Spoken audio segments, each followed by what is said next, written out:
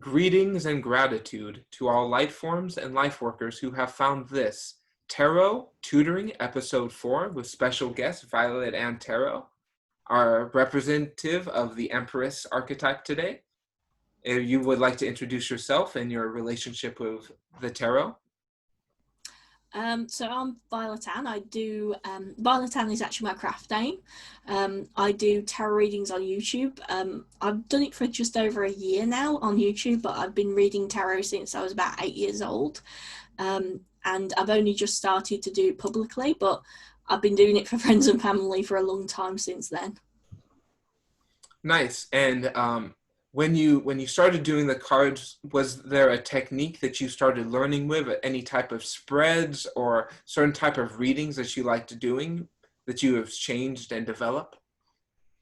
I started out with the Celtic Cross originally, and I used to do a four card spread and a 3-card spread. So the 3-card would be past, present and future.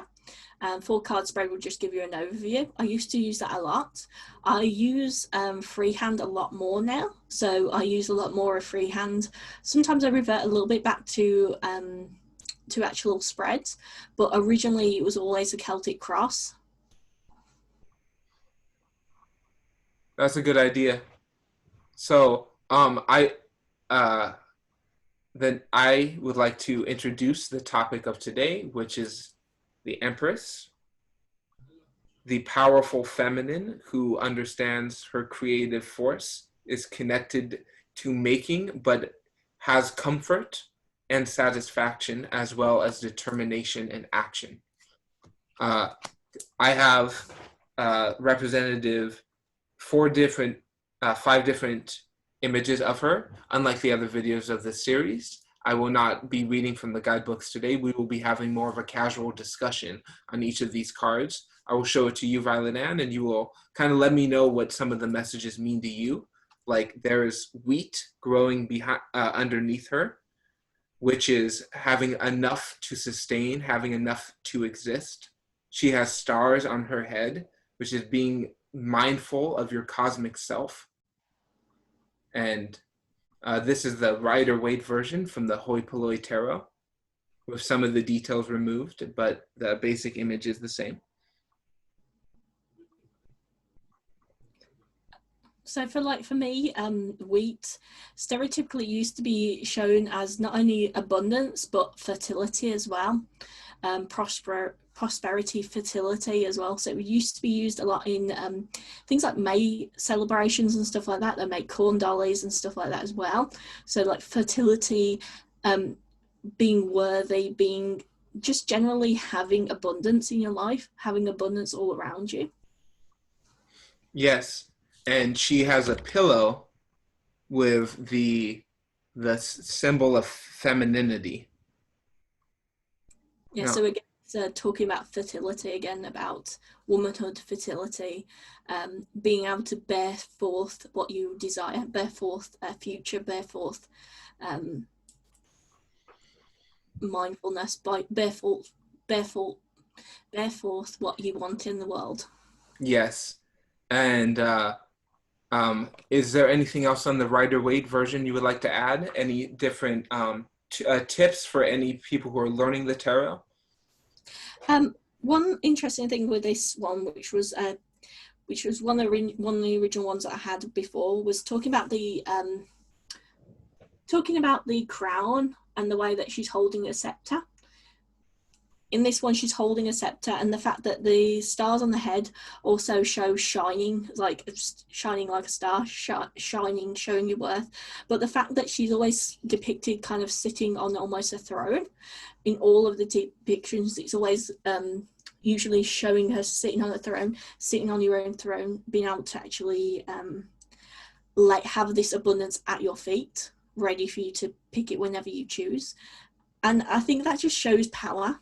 That shows power. It's not in a position of that she's, having to go after this abundance. It's laid at her feet. It's laid down beneath her. And I think it's kind of interesting the way that it is in front of her in all of the decks. It's sitting on a throne with the prosperity in front of you. Yes, and I love that version of the colors, the very vibrant reds and the of her skin tone really kind of shows the sun reflecting off her, and it's I find with if you're using any Rider-Waite based deck, a good way to connect to the cards is to see somebody in your life who matches that archetype and kind of understand the similarities between that person and this card you're looking at. And the other decks, that's a lot harder to do because there's a lot more artistic interpretation. But with the Rider-Waite, it's because it's more of a standardized deck. It's easier to kind of apply that general archetypal energies. So go ahead. I think like the interesting the concept of the Empress for me is the concept of there's actually a song called Empress, and part of the song lyrics is I'm not going to settle for less because I'm the Empress. And it's basically to me, the Empress is all about knowing your worth, um, being in your power, knowing your worth, understanding that you shouldn't settle for less. And the Empress as well, it's a card of, to me anyway, a very card of actually being willing to appreciate others people's value but knowing your own. And I think that's a very important quality to have, is being able to actually celebrate other people's achievements. The Empress isn't challenged by anybody else. They know their worth. They know that they can shine without worrying. They know they can let forth what they want in the world. They can bring forth what they want. She hasn't got to get up for anything. She hasn't got to go out seeking it. It's coming towards her. Yes, that's great. Uh, that's the perfect example of that archetypal energy. So now we're going to go to the counter opposite to the Thoth Tarot, which was made in a response to the Rider-Waite deck to deliberately be more esoteric and ancient and less consumable for the masses. So we have the Empress as a mermaid. She has the symbol of magic, creation that the emperor normally holds on her head. She holds a wand. There's the sun and the moon. There's a swan and a shield depicting a swan with a beam of light over its head. She represents tranquility, flow, dictation, creation, manifestation, and understanding. And any other things you would like to bring to this, Violetann? I don't know if you know about the concept of a swan. In the UK, swans are royal birds, so it kind of symbolises royalty as well. There's also the whole transformation of the idea of ugly duckling to a swan, the idea that sometimes that you can't see something until it's kind of fully blossomed as well. Being able to actually see the whole of it and actually see the worth of it as well. And she is a mermaid. She has a fishtail. So the fishtail is a very powerful symbol of connecting with nature and the man-made, being both physical and non-physical, being the bridge between the fourth, the fifth, and the third dimensions all at once. The mermaids exist in all of those dimensions and are a very powerful symbol of them. So there's the Thoth Tarot, and we're going to move on now to the grandparent of both of them, which is the Visconti.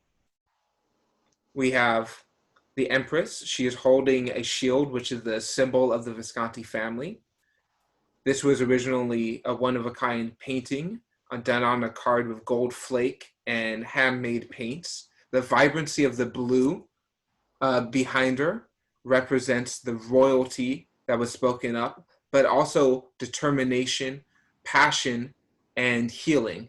She has medicine, but war. She has conquest and compassion equally. She is terrible and kind, depending on who you are and how you interact with her. And she holds a crown on her head, but she also has a hood underneath the crown. She is protected from the dangers of royalty because her mastery of thought transcends her physical reality. Uh, and this is one of my favorite ones. These cards were all never meant for divination, meant for card playing, but they are the basis of almost all other divination cards were based on this original template. It's kind of interesting that the symbol on her shield is a dragon, which again coming back to the idea of magic. Yeah, The very strong symbols of magic is having magic is a symbol of a dragon. So it's kind of interesting that it's got that symbol, the underlying symbol of magic there as well. and it's also the symbol of the Visconti family. It's one of their hereditary symbols that marks the royalty of their family. So if somebody stole this deck, they would, and a constable found them, this is proof of violation of property. So that's why they added it to the cards in the first place. It's kind of like a primitive copyright symbol. Yeah. And this is a very powerful feminine force who has kindness, compassion, but also fury if need be. She's not afraid of the conflict. And you have an Empress you would like to share that's kind of related to this kind of school of thought. Yeah, so I've got here is a little, these are just like little ones that somebody made. It's a Christmas tarot, so it's all Christmas themed. So this Empress here is an Empress that is, she's in golden light, so she's got a crown on, she's golden, she is golden. Wow.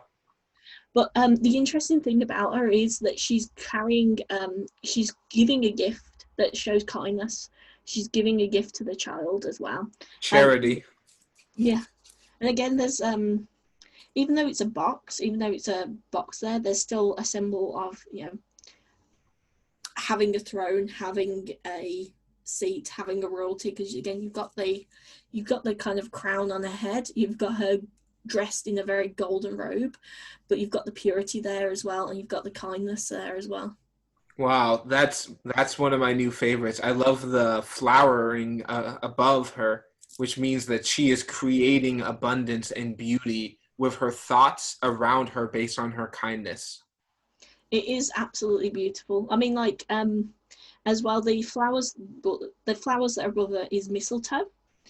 The interesting thing about mistletoe is it's both used as for love, so obviously like kissing on the mistletoe and everything like that. So there is beauty there, there is love, there is passion there.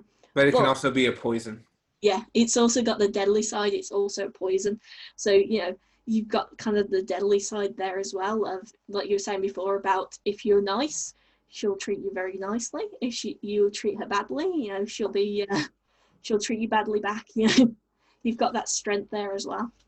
Yes, and the next one is packed with a lot of different symbols compared to the other ones. This is from the Book of the Dead Tarot. She's on a throne, which is the main consistent symbol, but she wears no crown, nothing on her head. She holds in her hand a staff. She holds a veil over the other face. At her feet are flowers and a block of wood. She sits on a wooden throne, and behind her is the skull that is matched in the Emperor, her companion. She is kindness, simplicity, but mystery. She practices her magic in open. She's not afraid of letting other people see her. She is visible, but also obscured. She is understandable, but complex beyond computability. She has much dynamicness but she knows what her goals are. She sets objectives and she achieves them almost instantaneously. And she has the abundance to create anything needed in her life based on a desire to just have that, supported by the beautifulness of the universe. Any comment, friend? It's kind of interesting the way that they've drawn her, kind of like she's got, does it look like she's got her like legs kind of crossed over? Yes, one foot is showing, and she's kind of has both of her knees together crossed. Yeah, it's kind of like a symbol of power, of being relaxed in power. So she's sitting on the throne, but she's not like burdened by it. She's relaxed. She's got her legs crossed. She's relaxed. She's waiting to serve justice, to serve judgment, basically. It's kind of like she's relaxed into the chair. Yeah, and the staff is in a horizontal position instead of a vertical position, which represents more of a relaxed but active as well. Uh, any other comments, or we can move on to the last one? I think that's all I've got to say. Okay, that one is very very powerful, but we're saved one of my favorites for the last. This is from the Shadow of Oz Tarot. This is Ozma, the childlike Empress of Oz.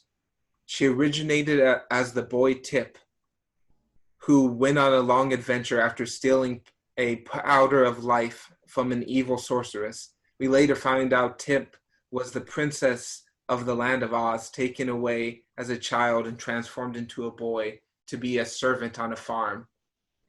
She rises to power and learns that she is the most magical fairy, but she lived most of her life as a farm boy.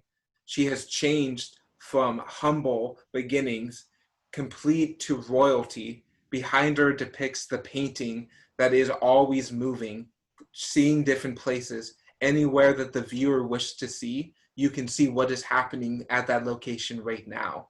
This is a representation of clairvoyance, being able to see yourself and your surroundings. The Emerald City is a symbol of awakening and enlightenment to the light that you have inside, and being awake to the ability to use that light for everyone else. The flowers in her hairs represent her connection to nature wherever she goes as a beautiful fairy Empress of Oz. Ozma, the Empress of Oz. That's incredible. Yeah, it's kind of interesting again. The same kind of similarities kind of flow through it, of having the throne, having the actual staff there as well, and having the crown. They all kind of follow that kind of same similar symbolicness of actually having your power and being in your power, being in your seat of power. It's kind of interesting though that like it's very golden as well. All Oh, around it is very golden. it's emerald. Oh, is Yeah, this throne gold? yeah. The throne is gold in an emerald room. Yeah. Yeah. So you've got that. You've got that feeling of abundance as well, of having that striking kind of gold color as well. Yeah, and she's sitting comfortably and is making eye contact. Is one of the few cards where her eyes are looking not straight. The Empress generally looks straight. She's looking off the side of the card, which really depicts knowing what your objective is, knowing what you're doing, and focusing on that, even if it makes others uncomfortable, even if it startles the system, and going and breaking the rules, do what needs to be done. Where think of it as if someone's enslaved, the only way that they can break out of the slave is breaking the rules of being a slave. Yeah, it's breaking the rules to fight for the greater good, basically. It's going Yes. against rules to actually fight for justice rather than put up with rules which aren't just, basically. Yes, and so she's the most magical figure in all of the 14 Oz books written by L. Frank Baum, and she is depicted as the most public, powerful magic in the whole land. People come from all over the world to her birthday parties. Santa Claus and all kinds of other characters travel far distances to celebrate her beauty. And know that if you are viewing this video now in the future, you hold some of these frequencies within you. We all hold all of the archetypes, some more than others. So any of these messages resonate. Hopefully they can help you develop in your practice as a reader, as a student, and as an individual. Violetann, is there anything you would like to say? The only thing I'd like to say is about the reverse of the Empress. Sometimes when we're kind of going through a transformation, we can have the Empress in reverse, and that's kind of like being afraid to step into your power, being afraid, not quite knowing your worth, not quite knowing where you belong. And I think it's very important that if you do get like an Empress in reverse coming up for you, it's about readdressing your own self-worth, readdressing where you feel comfortable in the world, where you want to go in the world, and actually trying to find your own power, trying to find your own inner Empress, inner Emperor. Um, and I think it's generally as well just being able to be thankful for the things that we have. And I think it's very important to think about trying to flip the Empress upright, basically, if you ever get it in the reverse. Yes, and that's something I haven't mentioned in this series. If a card shows up in one position, you are in control of the cards. This is your reality. You can take these messages as 100% accurate or not accurate at all, anywhere between that. It is what is your relationship with the information you're doing. I recommend if anything comes up blocked or negative or reversed, you have the option to see that negativity and make a conscious shift to the other side. I think that's one of the beautiful things about tarot is actually being able to show you what needs to be worked on and try and work on that, try and progress yourself forward and make yourself better and happier. Yes, and if anyone loves Violetann's energy as much as I do here, please find her content. She gives live sessions as well as zodiac-based monthly readings. So please find her. Her link will be in the description of this video. I would like to say my love and gratitude to everyone here, and I look forward to seeing you at the next video.